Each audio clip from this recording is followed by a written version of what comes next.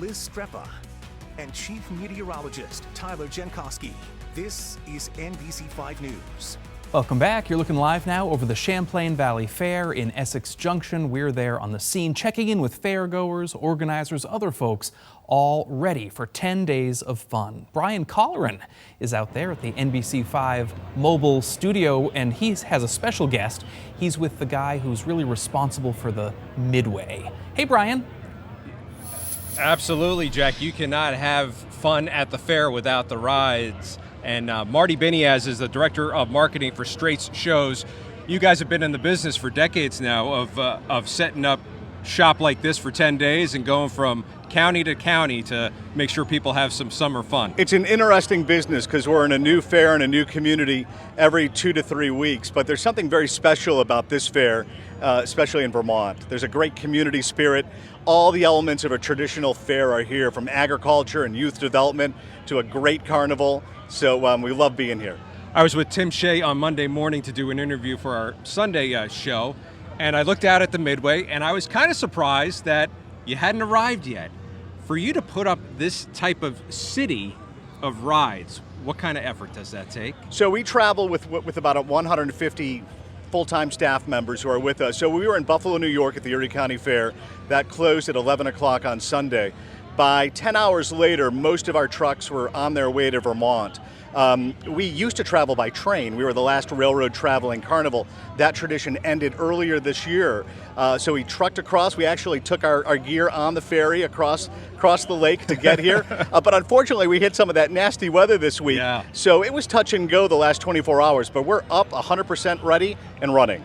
Is there a favorite ride that people seem to gravitate to each and every fair? So we're a 100-year-old company, actually 101 years old, and the same rides that were popular back in 1924 are still the same rides that are popular today. It's this carousel behind us. It's our giant wheel that at 125 feet high has amazing views of the hills and the mountains, and you can see downtown from here. So those rides are still very popular because they're family rides. Everybody can go on it. They're multi-generational. You guys are based in Florida. Correct. But you've made your way up here to the Northeast during the summertime. Tell me about your organization. You mentioned you guys have been around for how long? 100 years? Correct, 101 years. There's the fourth generation of family ownership that's running the show today. We were founded in the southern tier of New York State around Elmira. And then in the 1940s and 50s, we moved down to Florida. And our route, we start in the Orlando area, and we chase the nice warm weather up the eastern seaboard. We get up here and finish up at Labor Day, and we start heading back down the eastern seaboard, and we end up back in Florida sort of mid to end of November. All right. You're here for the 10 best days of summer. Where do you go from here? When does the season officially end for you all? It used to end. We used to have a large time off, but we don't. We actually keep running, actually to retain our labor, to keep them active all year long. But from here we go to Dansville, Virginia, which is a fairly large jump. Mm-hmm. So we'll be back down south right after this. Well, we're happy you're here. Thank you so much. It's really one of our favorite fairs. All right. Marty Biniasz, the director of marketing for Strates Shows based in Florida.